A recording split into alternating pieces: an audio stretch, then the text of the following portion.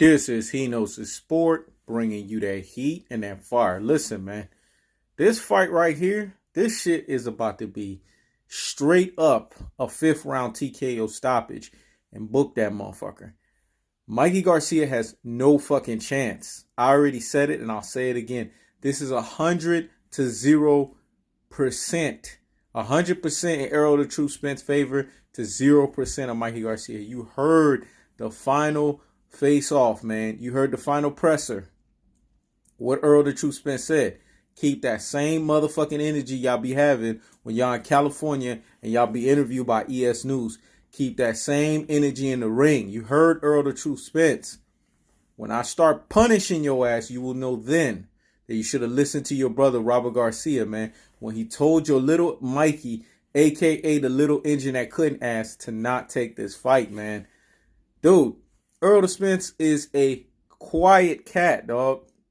They always tell you, man, quiet dudes, when they start talking, and they usually humble and quiet about it, is very dangerous, man. I keep telling folks that shit. Woo, I can't wait post-fight Saturday. I have a lot of people that got to put respect on my name. He Knows His Sport goes into legendary status, dog.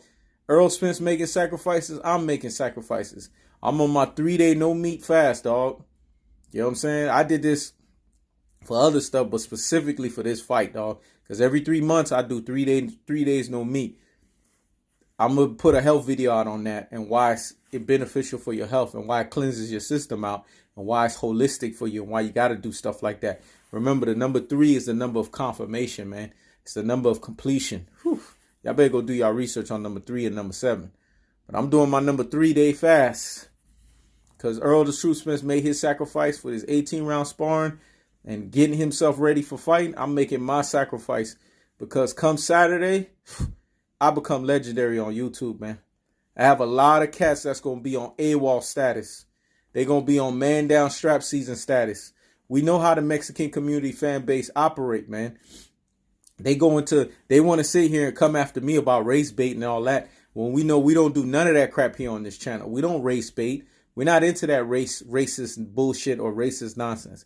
It's all funs, games, and banters. And anyone that's a deep thinker out here in these boxing streets know that. I got the beanie on, man. You're going to see a lot of videos with the beanie on because I'm in beanie mode, man. That means it's super real G's and real G's out here in these boxing street modes. And I'm the ultimate super real G out here in these boxing streets. So I'm giving it to you guys in the ultimate truth-telling ability fashion. Cold-hearted, unadulterated, and cutthroat truths, man. Errol the True Spence is ready, man. Mikey Garcia looks uncomfortable. That final pressure showed everything to me. When Errol the True Spence told him he was going to punish him, you could see in his body, facial expression, he could see his gut splattering, dog. He could see that he's visioning himself being put out on a stretcher and pissing blood, man. You could see that.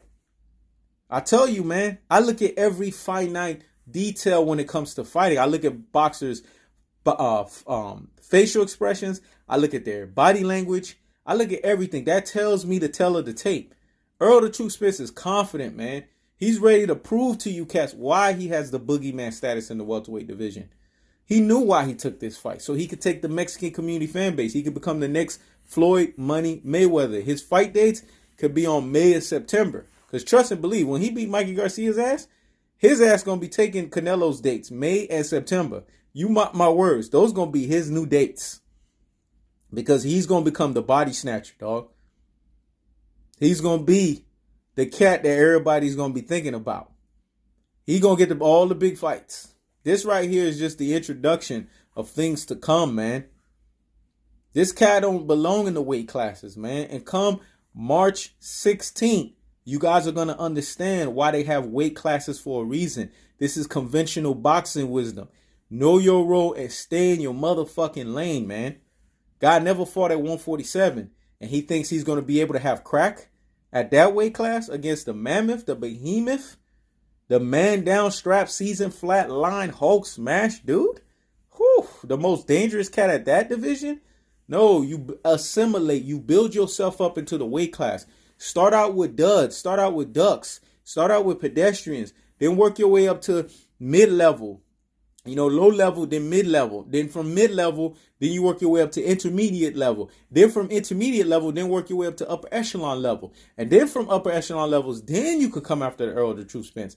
If his ass would have had about 10 fights in the welterweight division, I would have scored this fight completely different, because I'd be like, okay, Mikey Garcia has been assimilated to the weight class. He's fought 10 guys in that division, and he showed impressive wins. Now we're calling a whole different fight. But the motherfucker never fought in the weight class, man. And you're going to sit here and let ultra fanboys like IBFP or whatever the far his name is delude your brain.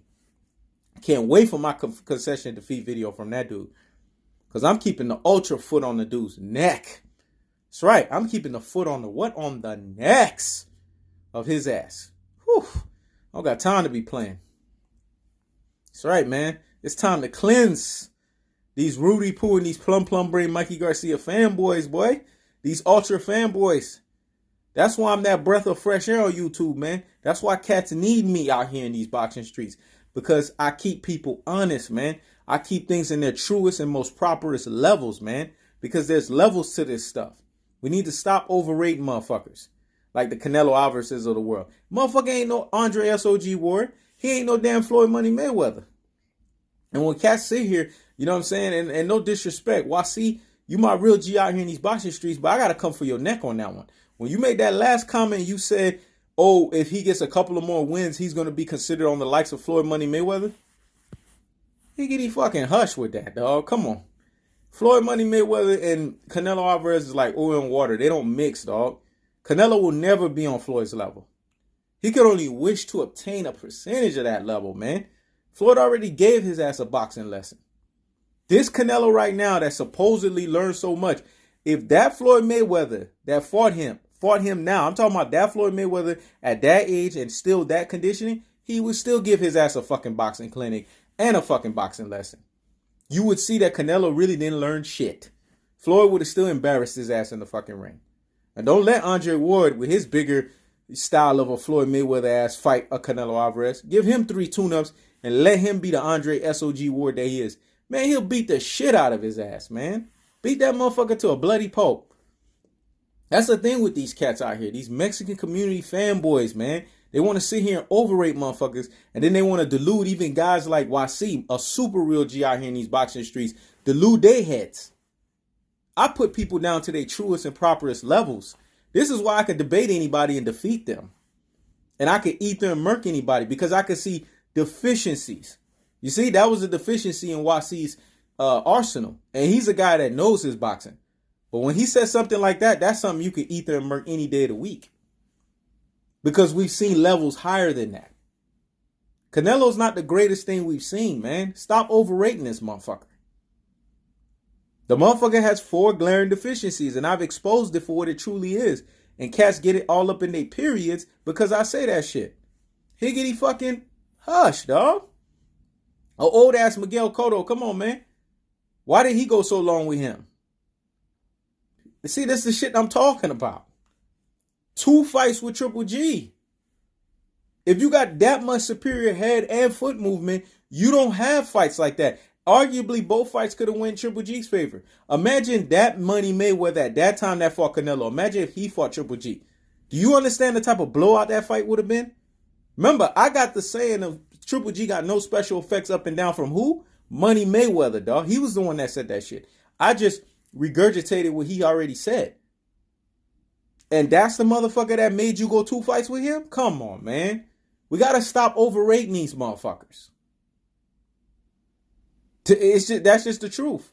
Mikey Garcia, they overrating this cat. They make him seem like he's the god of boxing skills. Are we talking about Money Mayweather here? If this was Money Mayweather fighting Errol the True Spence, I would be scared for Errol the True Spence because I know what Mayweather brings to the table in being able to adjust and turning your shit against you. But this ain't Money Mayweather. Nowhere fucking near close. Not even a clone. Not even a poor man's version of Money Mayweather. This is a guy who has such bad footwork that he runs into the lane of fire when he's in trouble. He don't like close quarter contact. And people get mad when I sit here and put him in his truest and most properest levels. Come March 16th, Errol Spence is going what? Man down. Strap season. Flatline. Hulk. smash Mikey Garcia. And there are no two ways around that bad boy. Via what? 5th round TKO stoppage. And book that motherfucker. This is Hino's Sport. Checking out.